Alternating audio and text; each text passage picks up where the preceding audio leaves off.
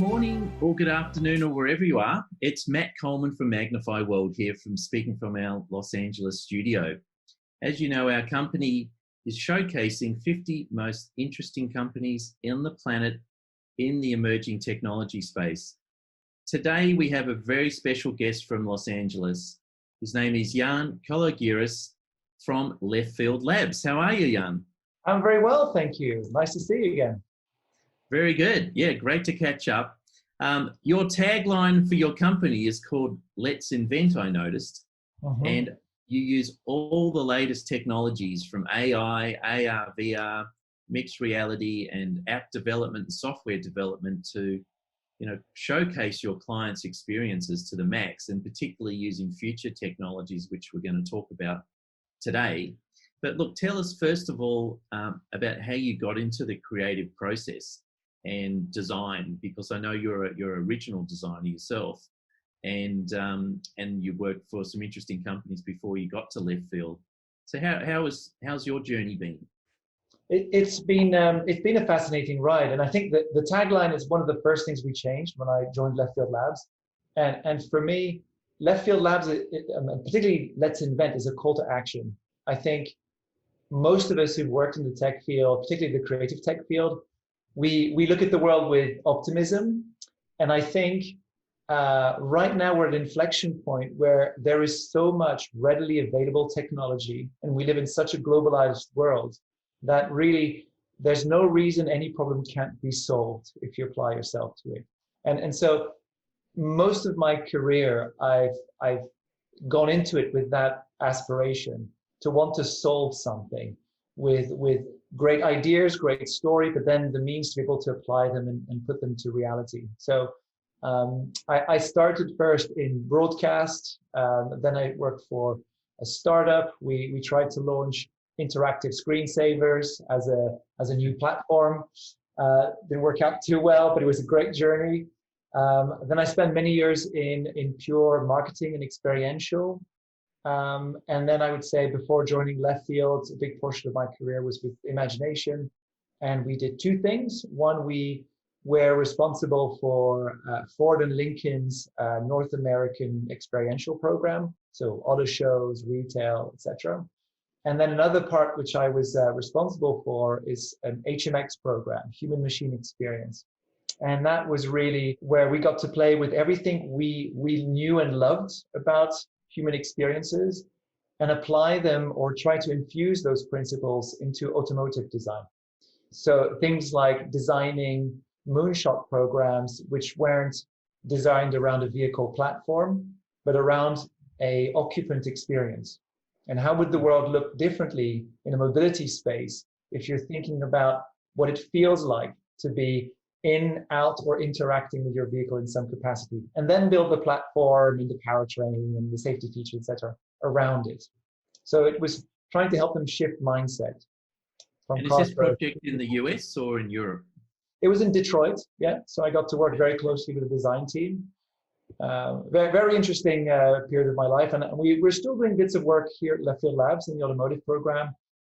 We contributed to the Mustang Mach-E, which is their new EV program, and help them, develop or push further what could be a great in-car experience for the future of their EV platforms. And so some of that you'll see in the Mach-E that's being launched next year. Fantastic. I also wanted to touch on how you use AI to drive and augment design and experience, which is something that you guys shout about what you're really good at doing. How does that drive the creative process using those sort of technologies? Well, I think that whole idea, the notion that we're entering an era, or we have already entered an era where artificial intelligence is contributing to the creative process. It's something that's been almost frowned upon by a lot of creatives. Perhaps in a little bit of in this kind of misguided thought that the creative thought is something machines can't emulate. And so a couple of years back, we set out on a mission to try and uncover how much of the design process could be disrupted by AI, and not in the future, not hypothetically, not sci-fi. I mean, like now, today. Some of them are obviouses. You know, there's a lot of design tools which allow you to use AI to improve the process. But some of them are more empirical. And I think what we first did was we broke down our design process and then either built little bits of code that used machine learning algorithms, or found what was off the shelf, or worked with partners, and then tested them and tried to see along each of the phases which could, you know, improve, or hinder. And actually, we found that roughly 2/3 of our design process could be either dramatically augmented by AI, or certainly better informed by AI. So we didn't find an instance yet where it could be replaced, where the human could be replaced, but we certainly are in a position now where there is some synergy and some work that can be done in parallel with AI. So to give you an example, we did another experiment with automotive, and we used some algorithms that basically help you design physical objects. So you put stresses on the objects, it simulates it, and then it comes up with permutations. So they're, in most cases, they're kind of ugly looking, but they perform extremely well. You've basically got the best of both worlds. You've got a human eye to make it look pretty, and then you've got the AI to make it best use of materials and strength and all the parameters that come with engineering. Fantastic. So thanks for explaining that. Also, a really hot topic at the moment, someone visiting a virtual world as an avatar, right? But tell us about your thoughts on the industry as a whole here. I mean, COVID's hit every live event, of course, and every conference, actually, of course. But there are opportunities to amass a global market, you know, in any industry, because you're not only, you know, attracting, you know, a local market, but a global audience, which is obvious. And you look at what's happened to the music business, particularly with Fortnite and Travis Scott and Marshmello and a whole bunch of those artists going in there and creating millions of streams and dollars for, you know, whether it's a charity or whether it's from their streaming platforms. I mean, it's a new business model, which you'd never probably have thought of before. You've also got potential changes and challenges in the app store environments with Fortnite and Epic, challenging that 30% or 15 to 20% revenue share, whatever it might be, on Google as well. I mean, where do you see, because you guys have been working in the app development area for many years, what's your views on that? And also, you know, the use of virtual worlds in the future? So that's a fantastic question. And obviously it's a hot potato at the moment. It's a big topic. It's something that we've been working on for a while. We are the stewards of a couple very large events, digital events platform for big tech companies. And something we've learned, or philosophy that we've built over time, is there's a difference between saying, I've seen it and I was there. And I think a lot of the Zoom calls or digital events that we've seen to date, people value, I've seen there and I've been there in the same kind of light. They don't feel like they attended something that was worth being there at the right time as a collective. And I think the Travis Scott experience with, you know, others, what they've shown is that there was sort of bragging rights on social channels where people said, I was there in person. I was there in front of a screen, but it felt like I was witnessing something in real time. That had significance for me as an individual, as a part of a community. And so that guiding principle has led us to build a couple tools. Some of them we're about to release in the next few weeks and months with some big brands first. But effectively what we're working with is real-time video streaming. We're also using game engines. We're also using volumetric scanning. And then the advantage of that is that you create effectively virtual worlds where speakers, musicians, artists can populate in real time, not a puppeted experience, but a real in-person experience. And they're effectively broadcasting live with all the trials and tribulations that come with live, which make it feel like you're attending something. Something could go wrong, right? You get that feeling. The other piece that we're working on is the ability to represent the audience in the environment. So if you attended the Travis Scott experience, for example, I think there was a number that was floated. It was in the millions anyway, who attended the event. But for all these individuals who attended the event, they were only able to see those people in their sessions. There's a cap to the number of visitors. So we're working on this other piece, which is the ability to represent millions, if not at least hundreds of thousands of people in the same room and behaving individually, things like waving your hand or flying a lighter, all in this virtual environment. And so we're at this point now where there's the appetite and the technology is there. And I think you'll see in the next few weeks, if not months, some exciting new development in that territory.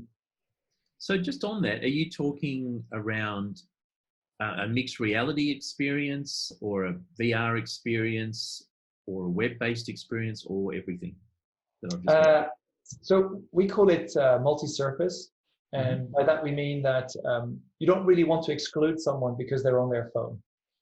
They may not have the same levels of access or immersion as someone wearing a headset, but it's under the same guise as you would accessibility and allowing people to attend a venue. We think that your device shouldn't be a hindrance to you attending a live event. So in the case of some big brands that we're working with in the big tech who, own headsets or are developing headsets, obviously they will get the premium experience. So you're totally immersed, you've got an avatar, you're experiencing it and you're seeing others in there. But we haven't forgotten those people who just downloaded a phone app. They can still get, excellent sound, and there's some level of interaction that they can have, be it with other guests or with the stage, and make it their own. So it's really about being multi-surface. I think right now it's about access. Too many technologists have focused on certain tech segments, when really it should be about the end user. It should be about bringing people together, not compartmentalizing them based on what hardware they own. Yeah, you're right. I think that's why, the Fortnite projects with their virtual concerts have been so successful, because a lot of it is online, right? Let's face it, that's what it is. So yeah, you get totally. that hundreds of millions of people that are logging in every month, and they've got a dedicated audience at the same time. So you're right. So what's your thoughts on the historic revenue share deal that is in the market? I mean, it's difficult. I understand the argument on both sides. For us, our perspective is it should really be about access. There's a point where I think the desire to maintain a status quo that's been established is beginning to hinder access. And I think that's the point where I think debate should be welcomed and there should be conversations. I understand why it's threatening for the big players, but a healthy conversation should occur, particularly for smaller developers. We work with a lot of creative technologists who we have on our own teams, who contribute a lot to our work efforts. They've all got side projects, and the amount of investment and passion that goes into it, and the chances of getting a revenue from it are so slim that sometimes it's hard to justify how those big brands recoup such a large percentage. Yeah, well, we'll certainly keep a keen eye on any developments as we go. Obviously, this has only been a recent announcement in the last week or so, right. With a pretty epic video to announce it, I noticed as well. That's a bit of a pun, obviously. But anyway, and just going back to that, we're looking at another project. Jean-Michel Jarre out of Paris, one of the original founders of the electronic sound, and he did a virtual concert in the last 12 months as well.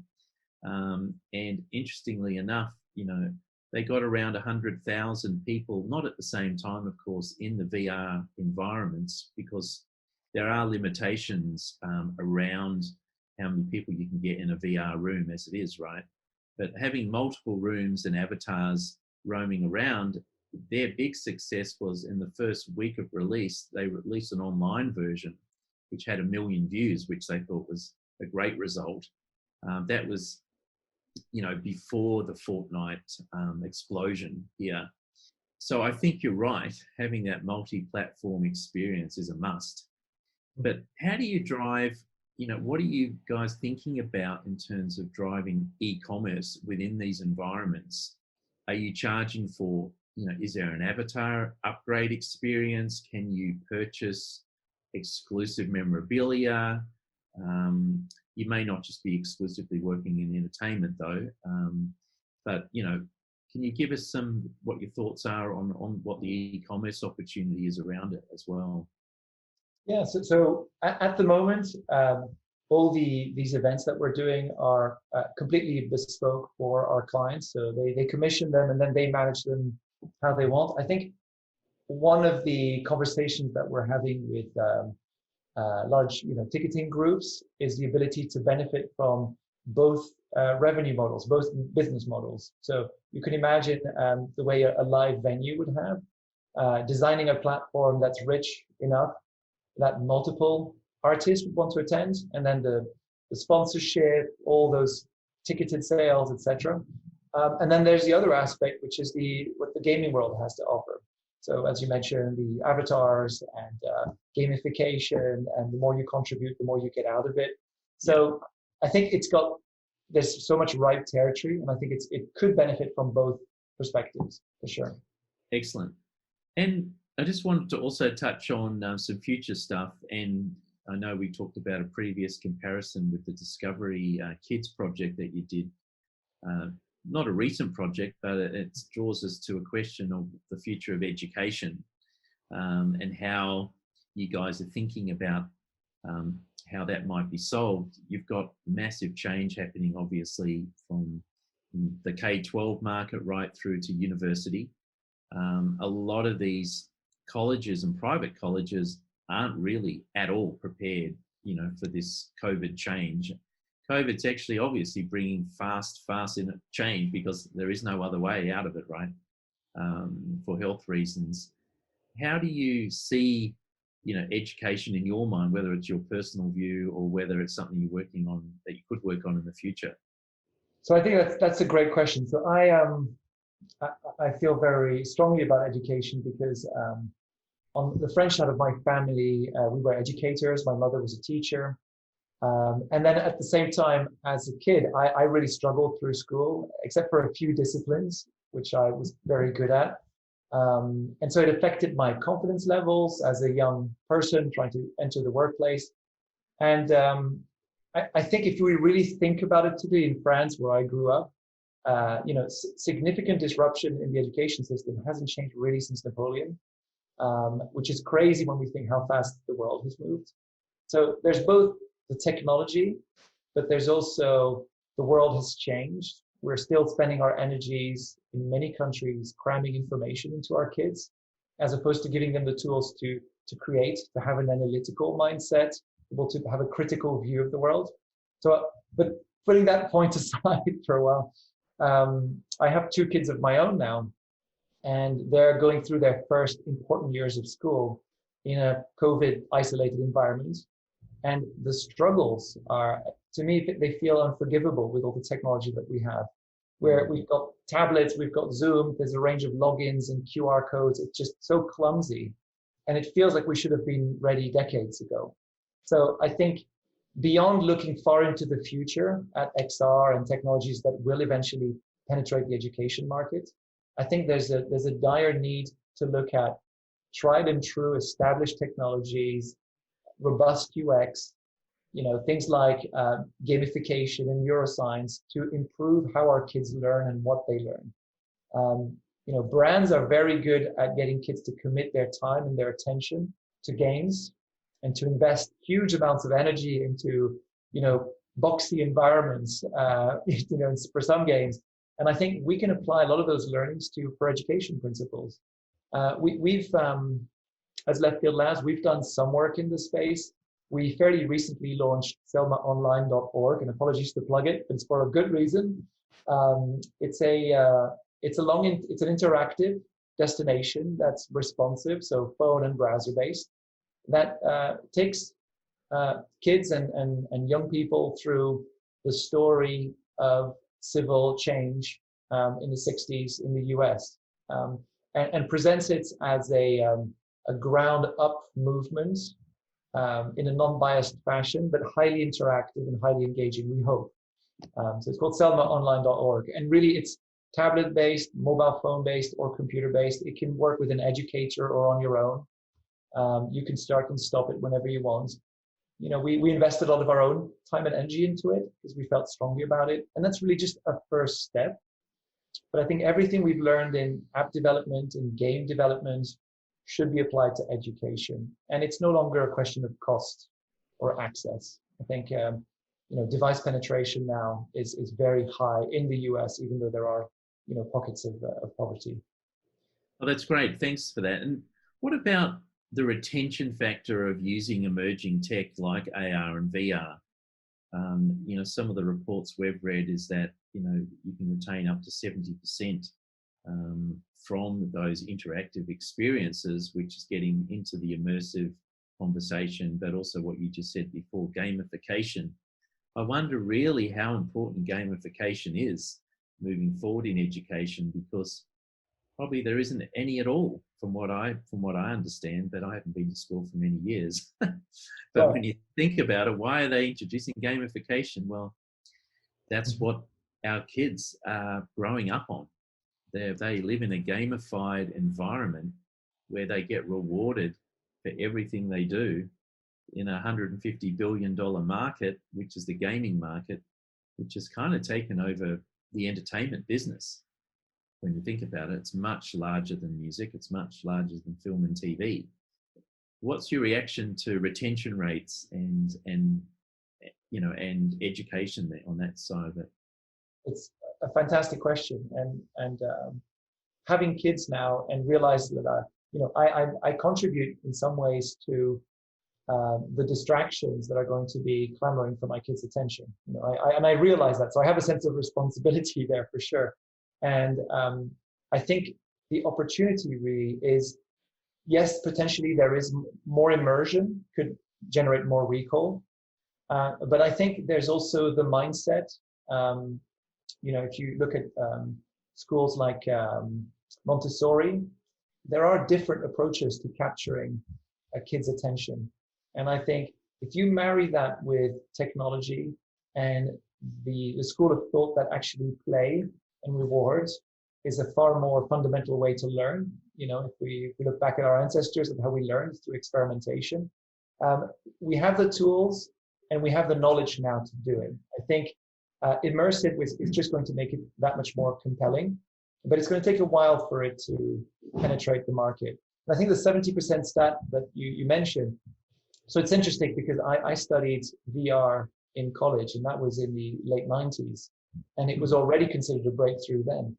And at that time, everybody was talking about the US Army. They had made a big investment, I believe in 97, but don't quote me, it might be wrong. And the idea was to test pilots in dangerous situations using VR and improve their response times, etc. But they actually found that the latency issues and the lack of realistic, you know, environments made the pilots sick. And so they completely dropped VR, and they haven't looked at it since. I've heard that they are bringing it back into the military for different exercises, but I think VR still has a long way to go. Particularly the hardware. You need to be able to see your hands. You need to be able to see yourself. You need to have haptic feedback. It needs to be lightweight. You need to be untethered. So there's still a couple of generations for it to become ubiquitous. But I think way before that, there is technologies that are readily available that need to be better used to that specific problem of teaching. But excellent. You know, thanks for your thoughts. And I also wanted to, I know we're drawing to an end here, but let's talk about smart glasses. And I know you're working on some top secret projects here, but I don't even know what they are. But, you know, I mentioned, you know, there's a few new ones, excuse me, coming to market. What are your thoughts on, you know, using this technology in the future? So clearly, I think it's not hard to imagine a world where where there's digital superimposed content that's informing the decisions that we make. If you look at a percentage of young people today, or even myself, I'm a victim to it. We have our phones open, the screen is up, and we're walking around town, and it's constantly either feeding us information or it's contextual, and it's helping us make informed decisions in a retail environment, navigation, etc. So the form factor change feels like just narrowing that gap and making it more readily available. I think what's exciting is magically successfully built the hype and brought it to people's attention. I think HoloLens always had the better application and a better focus on purely corporate and business. We've used both, by the way, for both prototyping and for visitor experiences. I think there's a convergence of tech that over the next 5 to 10 years is going to see a rapid acceleration. One is big commitments from big brands. I can't mention them, but I would say there are 3 to 5 well-known brands that within the next 2 to 3 years are going to be releasing devices. We're working on some of those programs, partly to do with explorations in UI and prototyping. Mm-hmm. And I think the other conversions of tech is 5G.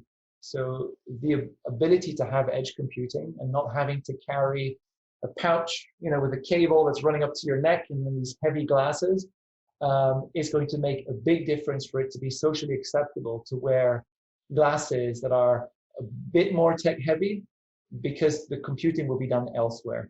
So battery life is increased, and the access to machine learning and other tools which are necessary, I think, to superimpose a digital and physical world together. So all this is converging now.